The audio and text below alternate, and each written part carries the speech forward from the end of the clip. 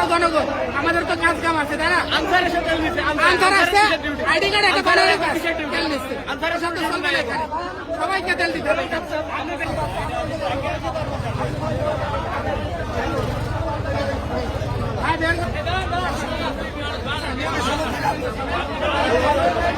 সাথে ভিআইপি দেওয়া যাবে না, ভিআইপি দেওয়া যাবে না, ওদের টাইম আলাদা দিতে হবে, ওদের টাইম আলাদা হবে।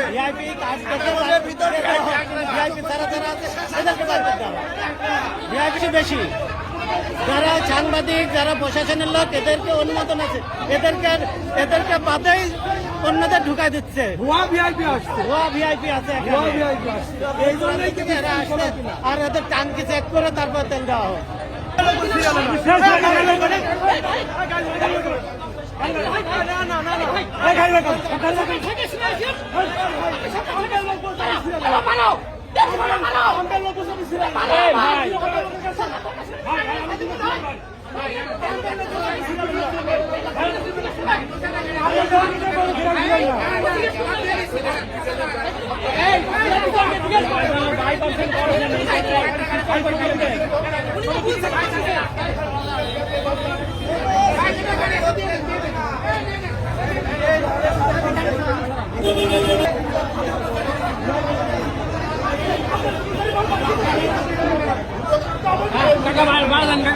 তাড়াতাড়ি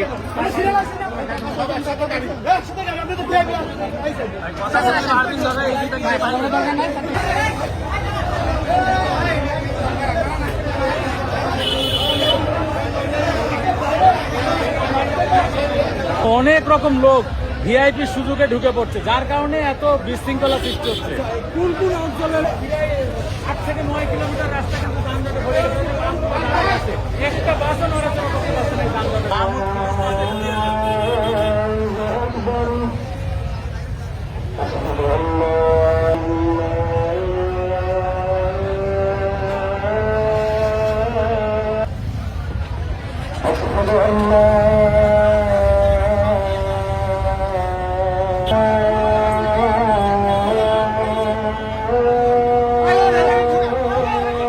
হালকা দেখে যাও।